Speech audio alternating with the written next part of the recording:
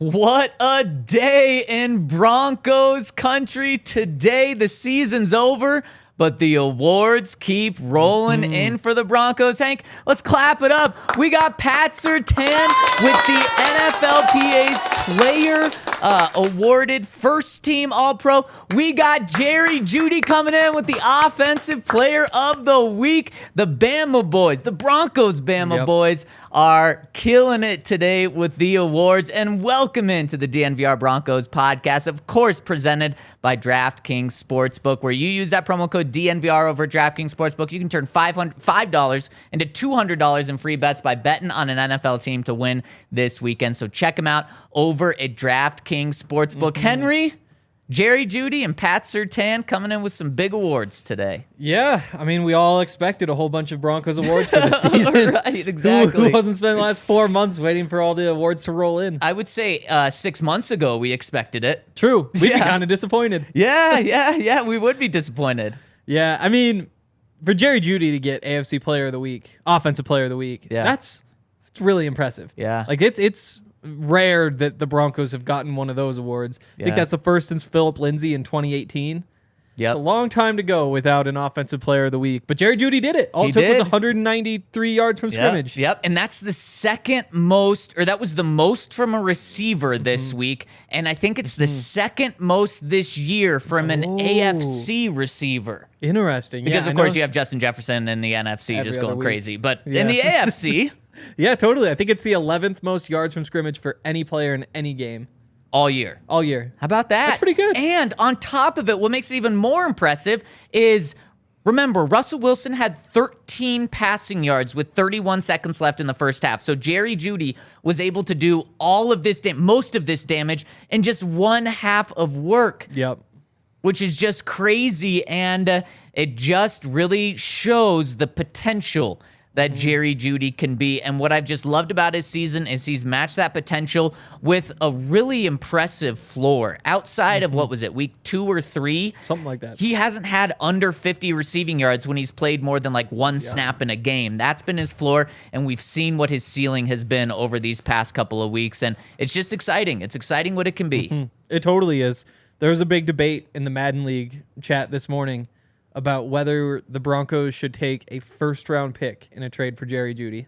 Ooh, what do you think? Now I think we're entering that conversation where teams may want to do that, but I don't think the Broncos are willing to do that now because I think Jerry has proved that he can be that 15th overall pick. Not that he's there yet, but I think he's proved that he can be that guy. And if you're starting to see a guy finally develop into that, and you need him at that position because Tim Patrick missed all year, Cortland Sutton has not proven that he's a true number one receiver, you can't trade him away right now unless you get blown away. I imagine we're talking the first round pick being like Broncos. Bottom 5. Yeah, like the bottom 5 pick in the first round. I mean, if you're given a top 10 pick, well then sure, of course you absolutely probably do that. Probably. Top 5 you have to. Oh my gosh, yeah. Top 10 I'm still kind of concerned because you think, like, what are you going to do with that pick? Well, you probably need a receiver. And so what do you have in the top 10? I mean, maybe Quentin Johnson's around there, who's a really exciting prospect, and he'd be a little bit cheaper for the not this year. I guess a little cheaper this year probably, but then for the year after he'd be cheaper, and then you still have him under contract, so that's nice. But also, do you really want to go with a rookie receiver in this offense and you need production? So I do think it's a conversation. And that's fair. I just think if you're going that direction and you do trade him for a top 10 pick, which I think that value would be incredible, I think you're going and getting an offensive tackle with that one. And then maybe you're taking that pick from the 49ers that's going to be bottom 5 pick in the first round, and maybe you're trading that for a veteran receiver that's available. It's possible. DeAndre Hopkins? Ooh, wow. Could you think about that trade? You move Jerry Jeudy and a first-round pick for DeAndre Hopkins and a rookie top 10 tackle. Would you do that right now?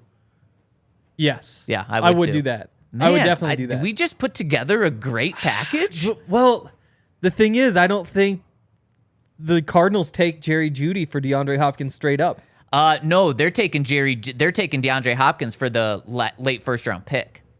Oh. And then you're trading Jerry Jeudy for the rookie tackle. That is true, isn't it? Yep. So I still think they could probably do better. No, what, the Broncos? No, the Cardinals. Oh, the Cardinals. The Cardinals. Really? Okay, I think they get a first-round pick, but some people think maybe they get a second round, but that's maybe a conversation we have in the future because we've got a lot to talk about today. Also, Pat Surtain.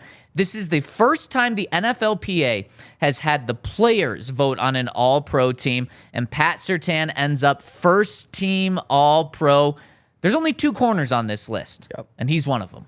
Who was the other? I didn't see that. I don't know. I was only I guess focused it was on Sauce. Pat Surtain. It's got to be Sauce. No, it was not Sauce. I know it was not Sauce. Yeah, so the players maybe understand that Sauce had some penalties throughout his time. I mean, not many. Interesting. Who else would even be up there? I think Jair Alexander could be. If they voted late, like after that second Vikings game? I don't even think... Yeah, I mean, that would be impressive because he got cooked in the first Vikings game and then absolutely shut down. That worked fine for Pat. It did. Against Devontae Adams. That's very true. You're right. Wow. I can pull it up right here. Maybe one of those Eagles corners? It was... bingo. Darius Slay. Darius Slay, yeah. Slay and Surtain. Yep. Man, that's a pretty good name for a backfield. Wow. For a cornerback room. Slay and Surtain. Maybe the Broncos should look into that. Oh, trade for See Slay? if you could pull Darius Slay in here. Gosh, that would be so... I mean, could you imagine if somehow they were able to get Sauce Gardner this past year? Obviously, they were so far away from ever being able to do that, but just the idea of that is so sexy. It is. Sexy Slay and Surtain. Oh, there you go. And throw in Simmons. And Simmons. Okay, then who's the safety? Stearns. Stearns, Slay, oh Surtain. my goodness. Wow. We got to send this to George Payton. Yes, and he's only one move he has away. Any power. It's true, yeah. That's also true. That's a good point. That's a really good point. And let's hop into talking about George Payton and talking about this coaching staff. But first, please hit us with a thumbs up. We'd really appreciate it if you're tuning in on YouTube. Don't know why we have a thumbs down already. Maybe people don't like sexy Slay, Surtain, Simmons, Stearns. People... Oh, people already not liking one of... Oh, of course, they don't want Jerry Jeudy traded. But that just shows... If we're talking about him being traded for a first-round pick, that shows how much of a step he's taken this year, specifically in these last few games. So that's a big positive to Jerry Jeudy, is just if he can be worth a first-round pick, it's not even a guarantee that you trade him, as Henry kind of pointed out, but it shows just how good of a season he's had in really a past couple of weeks. So don't worry about that. We are not just advocating to just straight up trade Jerry Jeudy. It shows just how good he has become. Okay, Henry, let's talk about this coaching search because there has been a lot of news, and news is continuing to roll in, and news will continue to roll in. Hey, really appreciate everyone that hit us with the thumbs up. It's jumped a lot just since asking for that, so thank you. Yesterday, the Broncos, the news of the day is the Broncos today are having an in-person interview with Jim Caldwell. We will jump into Jim in the second segment, but first, let's talk about what happened yesterday. The Broncos talked to Ejiro Evero, their defensive coordinator, had an in-person interview with him, their first in-person interview. And Henry, let's just start off by breaking down who Evero is, because of course he's the Broncos defensive coordinator, but let's give kind of a 3-minute recap summary on who he is. Let's start that timer, producer Tiffany, and Henry, I'll let you begin. Oh boy, bad way to start. Bad way to start. I mean, we all know about the history, I think. He comes from the Vic Fangio tree of defensive coordinators. And it's gone really well for him in his first stint as a coordinator. You know, up to this point, he'd only been position coach, DB's coach with the Rams last year, and has been seen as kind of an up-and-comer. But again, 1 year of experience, that isn't a whole lot for somebody who's getting hype as a head coach candidate. The Broncos defense was really good this year. I don't think that's really up for debate. Whether it was one of the 3 or 4 best defenses in the league is up for debate. Not even close. Okay, see, there's the debate. And whether the defense is better or worse than it was last season under Vic Fangio is also kind of up for debate. Sure, yeah. So you look at what happened on the field and say, you can't really attack him for it, but how much credit do you give him? I think that's kind of where Bronco fans are. Has a great personality, a little bit laid back. All the defensive players seem to really like his approach. Love him. But if the Broncos are looking for a kick in the ass, they're calling Jim Harbaugh, having some of those conversations, then I'm not sure if Ejiro Evero really fits that mold. At the same time, though, defensive coordinator, a lot of success, potential to be a very good head coach going forward. Coach E is incredibly respected in the Broncos organization. Yes. Despite having a lot of things with the coaching staff that didn't work this year, he is one that has absolutely worked, from calling the defense to his players absolutely loving him in a way where they respect him as well. It's not like they love him and then run all over him. They respect the hell out of him. The George Payton and the owners really respect him. That's why he is so far the only candidate that has had an in-person interview that was on the staff last year. Really respected.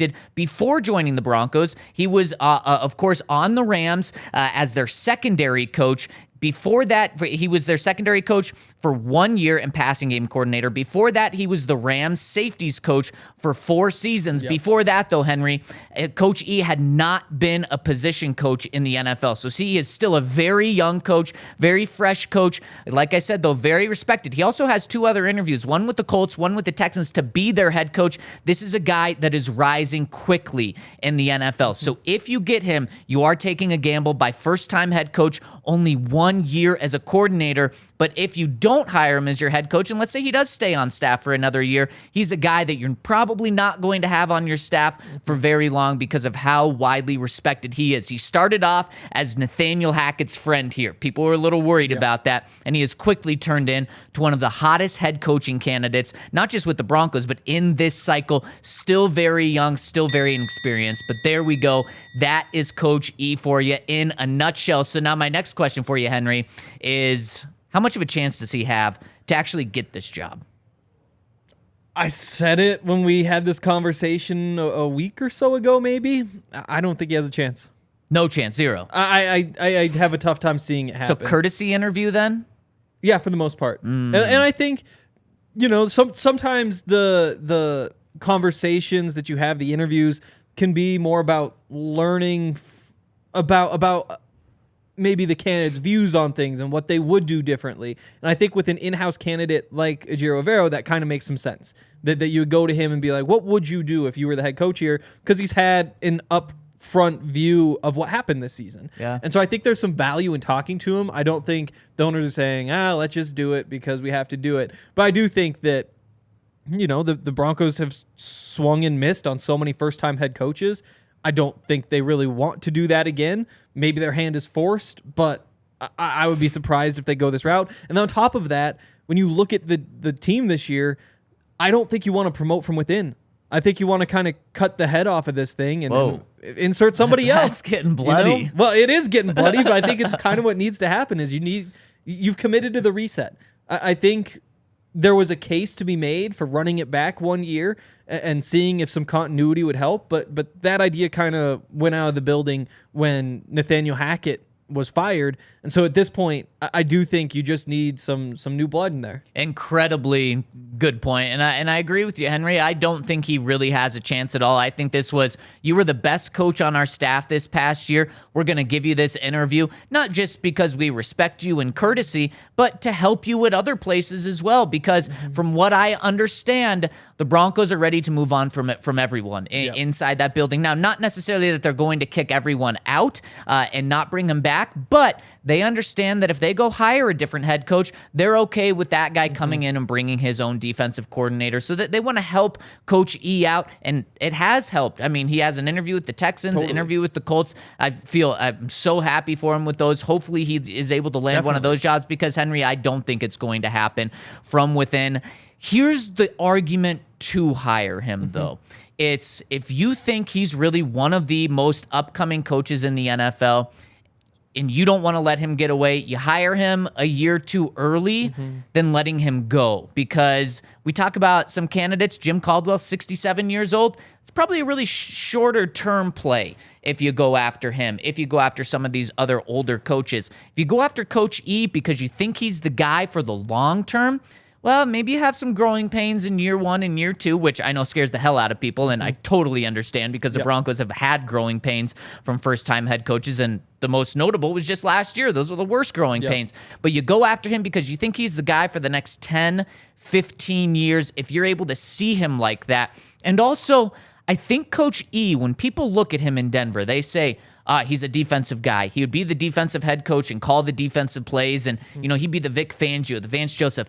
I don't think so. I think he's viewed inside that organization as the CEO type, as a guy that would come in, probably give up defensive play calling duties, and just be the CEO, the next Mike Tomlin, they would hope. That's the type of person he is, commands a lot of respect. So that's who the Broncos, I think, would be getting if they go after Coach E. I just have a hard time thinking that they go after a guy with no experience, and then on top of it, 1 year of experience as a coordinator. And then, as you said, Henry, on top of that, his year of experience as a coordinator, the defense was good. They were great to start. It finished as the 14th best scoring defense in the NFL. That's slightly above average. So it's not like you can say a defensive genius mastermind. And then on top of that, he was with a head coach who, there was barely anything that Coach E could learn from Nathaniel Hackett. Maybe 2 weeks of under Rosberg, but they're not even giving Rosberg an interview as of now. Yeah, it's just not a good fit to me. And I think what really makes it unlikely is that there does seem to be a pretty clear hierarchy. It's Jim Harbaugh and Sean Payton. That's who they're going after. If they can't get one of those, it seems like Dan Quinn's kind of the safety. If they can't get him, then that's when you kind of open things up from there. But there's also other coaches who fit the mold that you'd expect the Broncos to go after better than Ejiro Evero does. And that's why you just have to go so far down the list, I think, before they offer him the job that I just can't see it happening. Yeah, I think so, too. I think he's in tier 3, and we'll probably rank these maybe tomorrow or early next week. But you mentioned the hierarchy. We know that this new coach is going to report straight to Greg Penner. It feels like if they hire Coach E, it would fit more into going to the GM first, and then the GM just reports to the owner. It doesn't feel like he would really be on equal playing level with George Payton. So I think that's a great point. And Henry, we mentioned some playoff games this weekend. If you want to get in, head to our friends over at DraftKings Sportsbook. Download the top-rated DraftKings Sportsbook app now and use promo code DNVR when you sign up. If you bet $5 on any NFL game, new users will get $200 in free bets. No better way to start off your account than with $200 in free bets during playoff season. And of course, got playoffs on Saturday, playoffs on Sunday, playoffs on Monday. Right before this pod, I placed some big bets on 2 games that I think need to be placed right now. It does not look like Lamar Jackson is going to play for the Ravens, maybe even not Tyler Huntley either. So the Ravens could be facing the exact same game they had last week against the Bengals where they crushed them. Right before this show started, Ravens were a 7.5-point underdog. I bet at kickoff, Henry, that's like 10.5.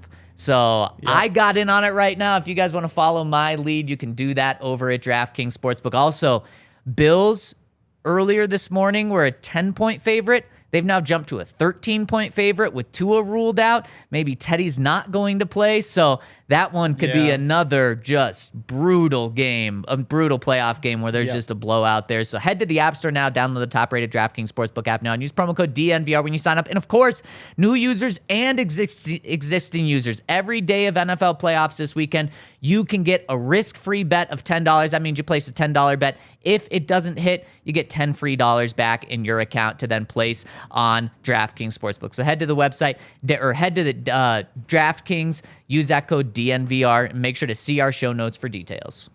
And while you're betting on DraftKings Sportsbook on all these football games this weekend, make sure that you're drinking some Breckenridge beers. Yes. I'm not sure if I'm coming down to the bar for the games this weekend. We talked a little bit about coming down Sunday potentially, but there's Breckenridge beers here, and that's exactly what I'll be drinking if I'm here. I think some Strawberry Skies still.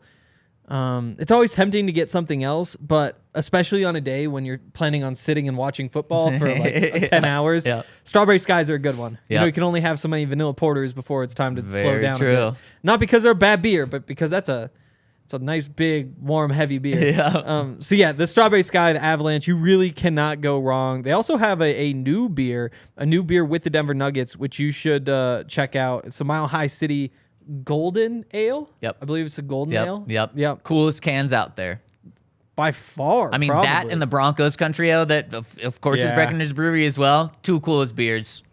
When the Broncos make their new uniforms, they should just base them off that can. Ooh, now we're talking. Yeah, I think that's the move. But Breckenridge Brewery, that's the best way to spend your weekend this weekend and for the next 4 weekends, because it's real football season and there's no Broncos to make you sad. So Breckenridge beers, have some fun, watch football. Does that mean you drink more or less if there's no Broncos to make you sad?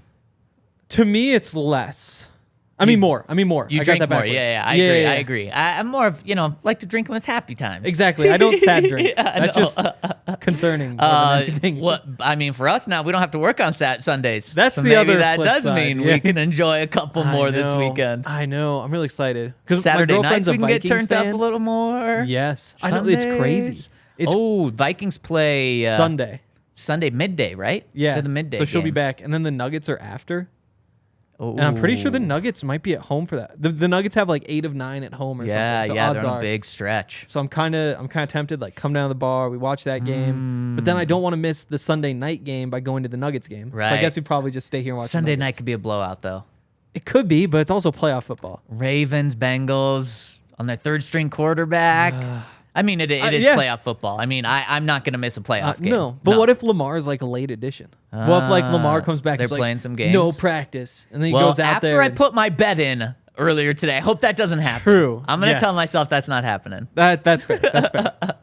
Okay, so head over to Breckenridge Brewery and DraftKings. Let's get 3 minutes on the clock, please, Tiffany, and let's break down Jim Caldwell. I'll start off. Okay. Jim Caldwell, a very respected coach, not just in the NFL, but a respected coach in college as well. Henry, he's been coaching football since 1977, longer than Jerry Rossberg's been coaching. He joined the NFL in 2000, was an assistant for a long time with Peyton Manning. He was Peyton Manning's quarterback coach and assistant head coach for 7 years before taking over as the head coach of the Indianapolis Colts and Peyton Manning, where he led them his very first season as a head coach to a 14-2 record. Then they went to the playoffs the next year. Then Peyton Manning got hurt in 2011. They went 2-14, and then they fired him. A couple years later, what does he do? Something that's not talked about enough about Jim Caldwell. Right when the Ravens fired their offensive coordinator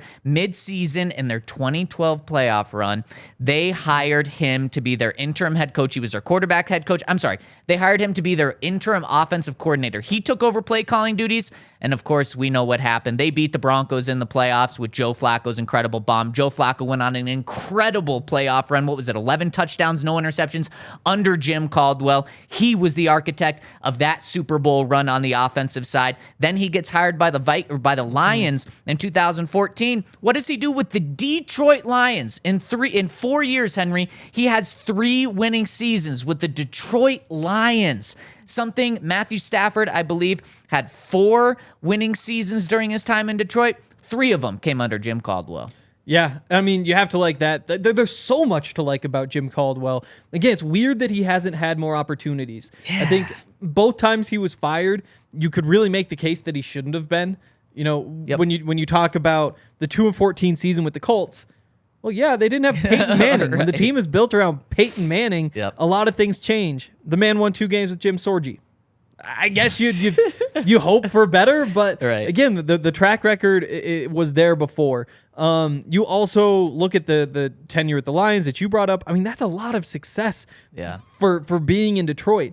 So you look at both of those. You look at the fact that he's been, a quarterback's coach, an offensive coordinator.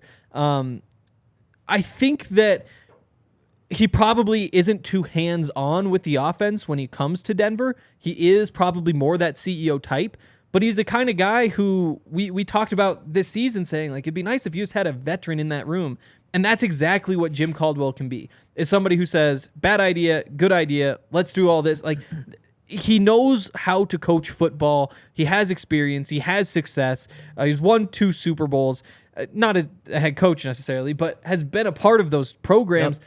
There's just so much to like, other than the fact that he's been out of the game for a few years, and so people have kind of forgotten about him. And that's a really good point, and we'll end that there. But, Henry, that's a really good point. Since being in the NFL, was Detroit his last full-time gig. Yes, it was because then, so he got fired in 2017 after going 9-7 with Detroit. By the way, in his 4 years with the Lions, one losing season, but overall a winning record in his career as a head coach, 62-50. And keep in mind, 4 of those 7 years were with the Detroit Lions that he was able to do that with. So that's impressive.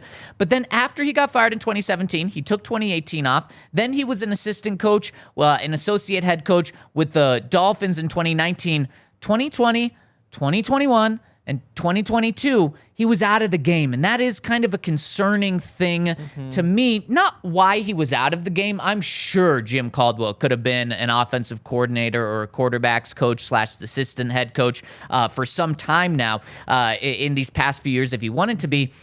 But maybe he's just trying to be a head coach, and that's all he wants. I understand that, but also the game has changed a decent amount in the past, really, since he left after 2017. I know he's been in 1 year, but that's still 5 years that he's been out, or I should say 4 out of the past 5 years that he's been out of the game. That does concern me a little bit, especially when he's a 67-year-old coach. That, to me, is the biggest downfall and biggest question mark. Definitely. The other thing is that Peyton Manning vouches for him. He's really tight with Peyton. Obviously, spent a couple years as his coach. I think won 14 games that first year with Peyton. Exactly. That's a crazy number for a first-year head coach. But, I mean, if Peyton Manning vouches for the guy, that has to mean something. It does mean something, and let's not overlook this, because Peyton Manning, not only having support from Peyton Manning is a really good thing, but to be his quarterback coach for 7 years, then his head coach for 3 years, no one was closer in that organization with Jim Caldwell than Peyton Manning, and vice versa as well. And if the Broncos want any shot of bringing Peyton Manning into the organization, this may be the best thing that they can do, is hire Jim Caldwell to be the head coach. And I'm not talking about having Peyton Manning be the quarterback's coach, having Peyton Manning be the offensive coordinator. I'm talking about, at minimum, having Peyton Manning be your general manager, be your president of football operations / general manager. And with that, he would also get a piece of ownership with that. I think that's the only way you're bringing Peyton in, is if you're giving him full control of football operations plus ownership in that. So that's obviously a much bigger conversation. But if you want your foot in the door with Peyton to open up these conversations, you bring Jim Caldwell in, a guy who's extremely close with him from a football relationship standpoint, and a guy that values him so much. My goodness, I don't know. I don't think you make a head coaching move based on what you can do after that. And so you don't do it purely because of that. But boy, to me, is that a great cherry on top. Yep. And I still don't think Peyton would accept any of that. I think he's too busy with his other stuff. I still think he'd... Unless that slice of ownership's big enough. That's why I do think... It would have to be so big, though. Well, and that's why I do think it's not just giving him the GM response. You have to give him, hundreds of millions of dollars by giving him a slice of ownership. You would have to. But I still think he has time. I don't think he's in a rush. I think he has time to sit back, see if he can build enough money to buy a team for himself or buy into half of a team for himself or something like that. I think if that doesn't happen, and 10 years from now he's still saying, well, I do want to be an owner, it doesn't look like I'm ever going to have a chance to be a controlling owner or do whatever. The rumor of the Manning family stuff buying the team, that's still out there. I still think he has other things he's focused on at this point, but this is the one way you could have a chance. It is the one way you could have a chance, and I think he turns it down. I also wouldn't be surprised, though, if he was the one who said, hey, guys, interview my guy Jim Caldwell. Yeah. Can you guys do that for me? And they said, you know what, Peyton, for you, we'll give the guy an interview. And I think there's only like 3 or 4 people alive who, if they went to that ownership group and said, you guys should really talk to this guy, they would listen. And maybe it's just 2. Maybe it's just Peyton and it's John Elway. I don't know if there's anybody else who could have the clout where they say, you know what, we'll do that. We will appease you. And I don't even know if they would listen to John Elway on that after his coaching hires. Maybe not. Yeah, I mean, I should say his last 2 coaching hires. But I mean, it's a really good point, and something that you can't completely rule out just how much of an influence Peyton Manning could have on Jim Caldwell and on the Broncos, as you said. With Jim Caldwell, how would you feel about it? In 2 weeks from today, we get news that he's hired as the next head coach. So I mean, the last time we did our rankings, I had, either Sean Payton or Jim Harbaugh first. I can't remember which yep. one. The other one second, and Jim Caldwell was my third. Okay. I think that there's a lot to like about it. Maybe not the flashiest hire, but it's somebody who has been a head coach, knows how to be a head coach, and can probably build a really good staff because of all of the stops that he's made, because of all of his connections, and I think things would go well. I look at him as sort of like a John Fox type. Yeah, I don't look at him and say like, "Oh, this is going to be awesome." Yeah. Here comes a dominant stretch. I don't know. I can't say a ceiling isn't as high as Sean Payton or Jim Harbaugh, because I do think he has a very high ceiling. Like, he is capable of winning Super Bowls. He's been to Super Bowls. He's been on staffs that won Super Bowls. So I do think the ceiling is there. It's just the flashiness is not really there, and the excitement is not really there. And what is all that really worth, though? I mean, it's not college football. Like, you don't need to have that. You just need a good coach, and I think he's a good coach. It's true. From a fan's perspective, it wouldn't have that splash and sizzle, Exactly. but fans would ultimately want the team to be 9-7 next year, then the following year 10-7, and just be moving in that right direction. With Jim Caldwell, you said it spot on here. You're getting a really good coach with him. Now, is he a guy that is going to be like a Sean Payton and flip the offense into a top 5 offense? No. In fact, when you look at where the teams were in Detroit and even in Indianapolis, I think one year in Indy, he had like a top 3 offense. Peyton Manning really helped with that. The other years in Detroit, even with Matthew Stafford, who could put up yards and put up points, they were still 10 to 15 to 18 offense in the NFL. So it's sometimes even below average. But even with that, and even with not even great defense, he was still able to guide these teams to winning records more times than not. He had a winning season 5 of his 7 years as a head coach. So he's a really good coach that's going to bring stability, and something that I'll just harp on continuously with some of these guys, and Caldwell's one of them, is you're not going to be embarrassed, and you're not going to have games that are unacceptable like they were with Nathaniel Hackett and what eventually got Nathaniel Hackett to be fired. So I think that's what you're getting with Jim Caldwell, is stability, someone that the front office would be comfortable with. Henry, what are the chances? Does he have a shot? He does have a shot. He does have a shot. Like I said, I still think it's probably Sean Payton number 1, Jim Caldwell number 2, Dan Quinn number 3. But, if Sean Payton says, you know what, I'm not interested, and then they go to Jim Caldwell and he says, oh, actually, I prefer the Colts, which seems to be Jim where Harbaugh. things are. Yes, sorry. Jim Harbaugh says, I want the Colts, and then all of a sudden you get to Dan Quinn, and for some reason that falls through too. I wouldn't be surprised if Jim Caldwell is number 4 on that list. Yep. I think that would probably be where I place him right now.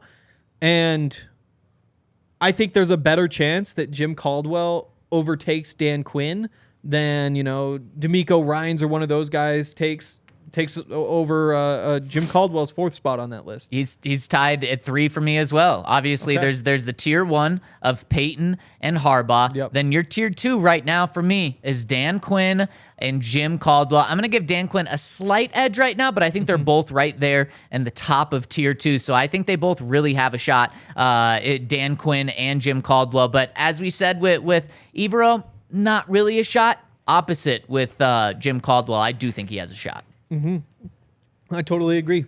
And it's going to be interesting to see just how these interviews continue to unfold. Henry, from what I'm hearing, I don't think we're done adding candidates to the list. We found out about Jim Caldwell today. I think we're going to find out about another candidate or 2 at the end of this week before they can officially start interviewing the D'Amico Ryans, the Raheem Morrises, the Sean Paytons, and the Dan Quinns next week. But of course, stick with us because we're going to be talking about it every single day. And of course, stick with our friends over at Game Time to get in on all of the sporting events. We talk about the teams local here in Colorado, but if you're outside of the state, still check out our link at Game Time to find tickets to all the sporting events you could imagine. You want to go to a playoff game this weekend in the NFL? Check out our friends over at Game Time. You want to go to a Nuggets game or an Avs game. Henry was talking about the Nuggets game on Sunday.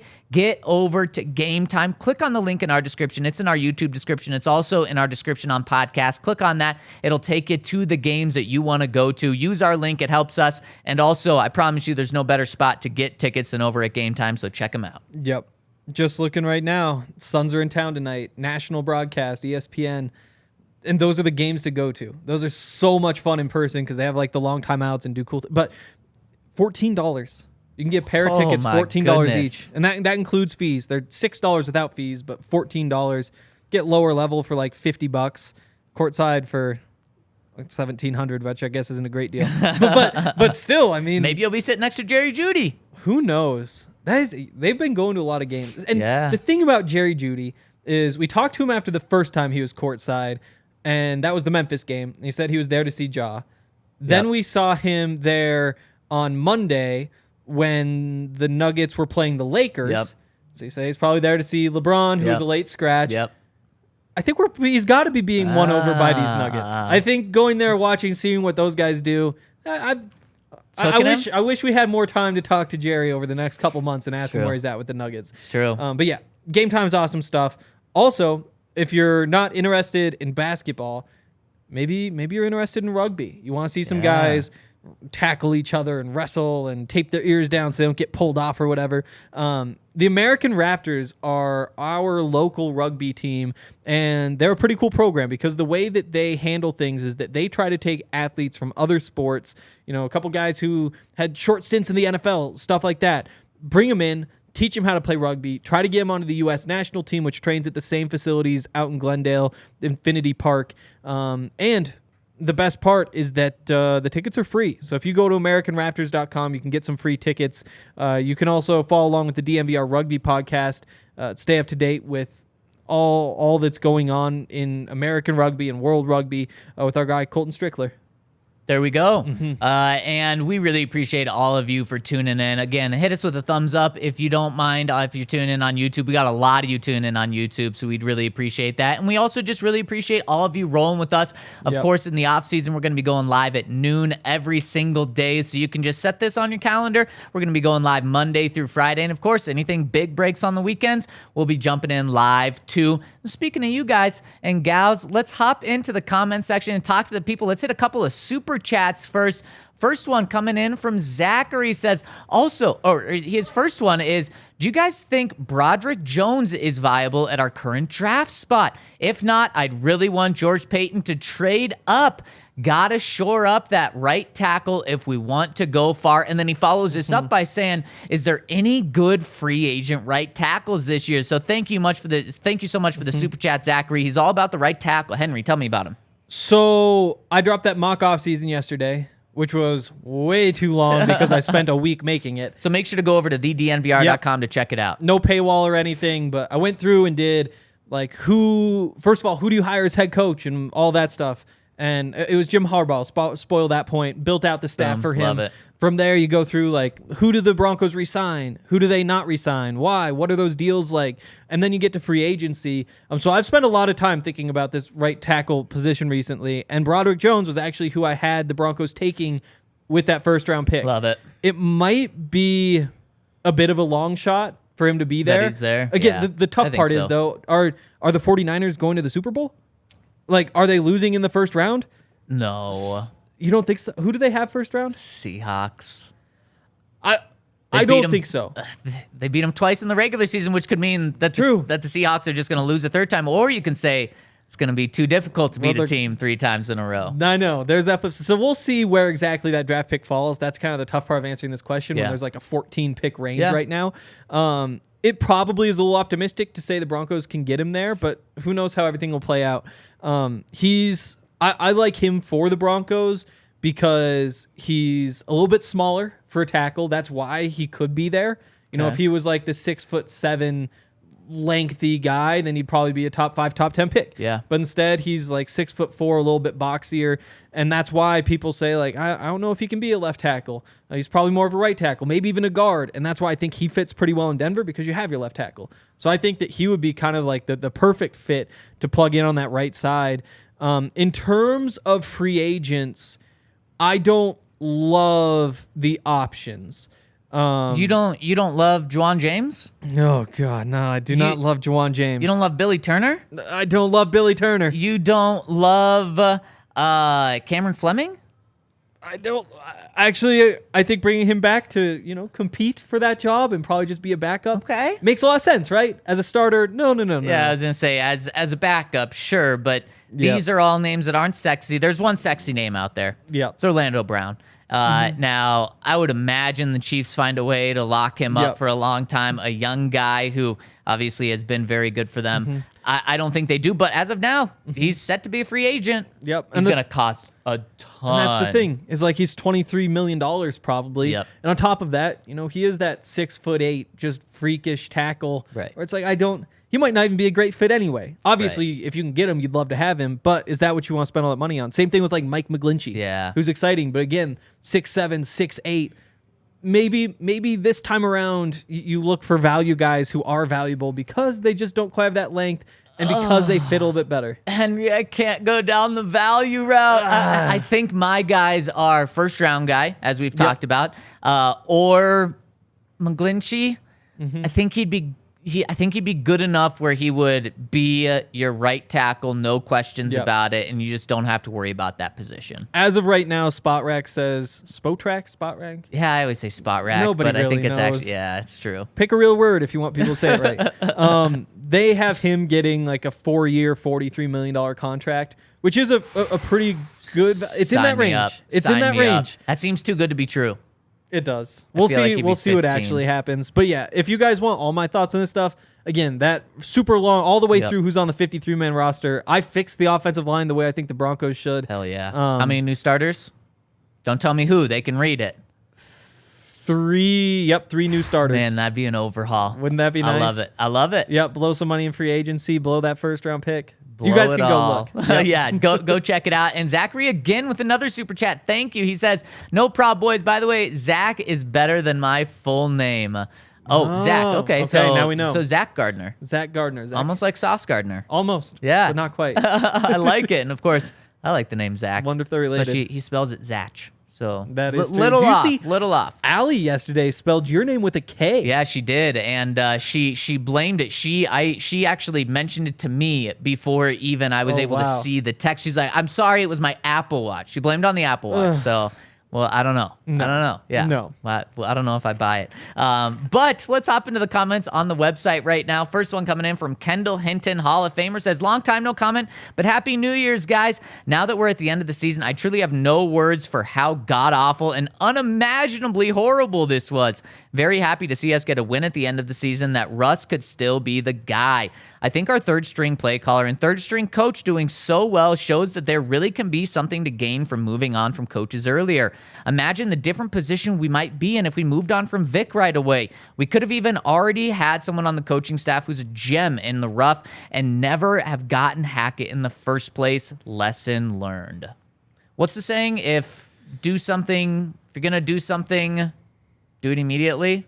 If you're going to do something eventually, do it immediately. Yeah. That's it.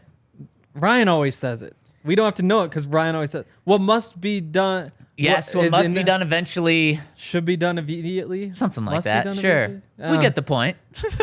Oh, wow. You can't drop links in the YouTube comments. Apparently, there's an auto moderator. It's on the front page, though. It's on the front page, thednvr.com. And, predicting every move of the Broncos offseason. It'll be pretty obvious what it is. There we go. It's also over at DNVR_Broncos on Twitter, or you can find it on, of course, Hank's Twitter account as well. Next comment from Jay Benson 318 says, I would first like to say thank you to the whole crew at DNVR for making this painful season more enjoyable and tolerable. Without the pod, I don't think I would have been nearly as engaged as I've been all season. Thanks for the great coverage. Thank you so much, Jay Benson.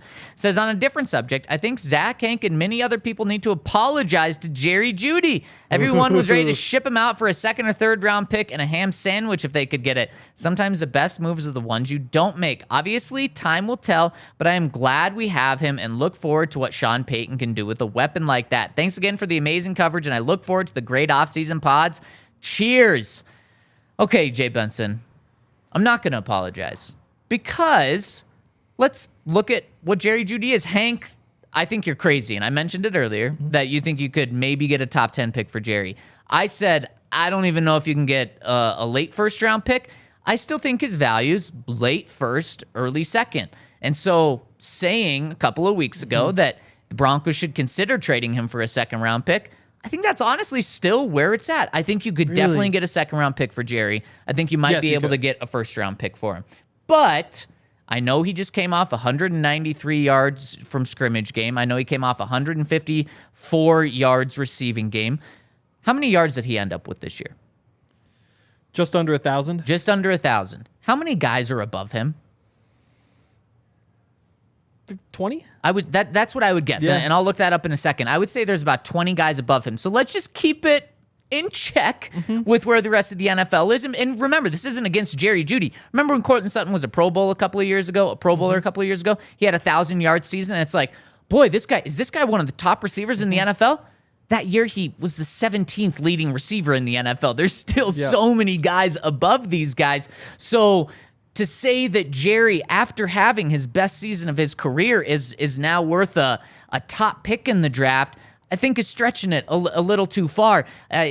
Late first round, I think you start talking about, and I think that's where his value truly is. So saying a couple of weeks ago that his value was a second and a third is not a disrespectful thing to Jerry Jeudy.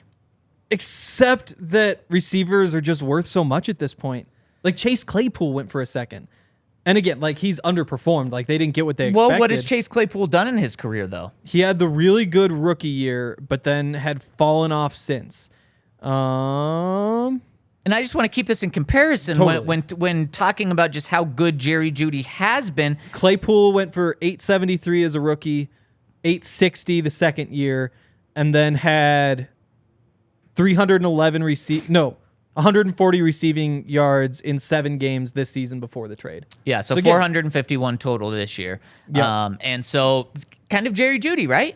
I mean, Jerry's had a 900-yard season. But Claypool hasn't.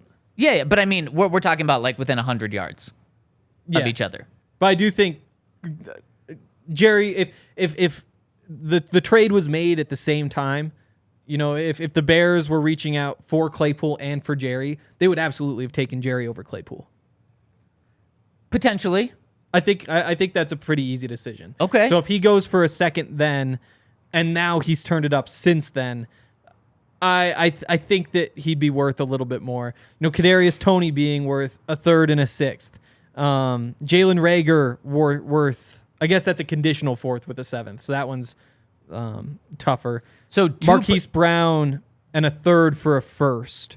Just to put it into perspective right now, where Jerry's at, Jerry finished with the 23rd most receiving yards in the NFL, and he finished with the 40th most catches. Now, of course, he missed some time, but most of these receivers, when I'm looking at the list, missed some time. Again, I'm not putting Jerry Jeudy down. Saying he would go for a late first rounder, maybe even somewhere in the 20s, is not something against Jerry Jeudy. I just want to keep into perspective where he's at with the rest of the league right now. Yep. And I still think, I said all along, unless I get a first, I'm not trading him.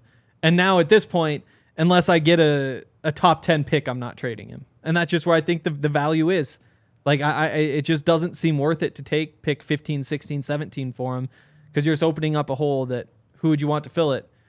Jerry Jeudy would be a good option right there. This isn't a bad thing again, but if you want a top 10 pick, he's staying on the Broncos. Yep. Which, again, not a bad thing. I think makes sense for everybody, yes. Very fair. And last comment coming in from Big Wood. Said, my comment is a couple days late. Long drive Monday after a lot of partying Sunday at the tailgate during the game in downtown Denver after the game. A win hasn't felt that good in a long, long time. Thank you guys again for all the fun at the tailgates this year. You guys are awesome. I can't wait till next season. P.S. Can we convince Russ to bring this back? Broncos country, let's ride. Wow. I think that's gone. It is definitely. You will never hear "Let's Ride" from a Bronco or from the the Broncos staff in any way. The "Let's Ride" flags are done. "Let's Ride" is dead. The flags aren't done though. We saw them out there this Sunday. That was it though. You think that's it? I think that's it. Those are not back next year. That's for sure. Yeah, it's probably time to move away from that. And you know what? Credit to Russ. He moved on from it. What, middle of the season? Yep. My question is, will there be a new phrase next year, or do they just go phraseless? You go phraseless. I think you learned your lesson the extremely brutal and hard way this year. You definitely did. You know what? There's nothing wrong with what he did with the Seahawks. He said, "Go Hawks," after every single press conference. Why not just go Broncos? What's wrong with that? No, I don't even think you need a catchphrase. No, you don't. But just saying that, if he wants to end every press conference with something, there's nothing wrong with doing what he did in Seattle. Go Broncos. So easy. Yeah, and then you can do that when it's good.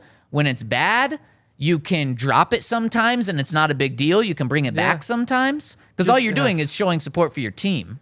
Yep. And what I will say is that I would personally just choose no catchphrase. Just we can go a season without catchphrase. What I wouldn't want to do is be the guy who tries to convince Russell Wilson not to have a catchphrase, because Russell Wilson's a guy who really likes having catchphrases. I think that's got to come from either within himself or within his circle in order for it to like really hit home. And I think that's why it took many weeks, probably after he should have dropped Let's Ride, for it to actually hit. Yeah. Because remember, he kept doing it. Remember the saddest one we ever saw? Yes, I do remember. Yeah. That was terrible. Yeah, it was. And people in the comment section, again, are saying, he was so close. Jerry was so close to 1,000 yards. Stop this, Zach.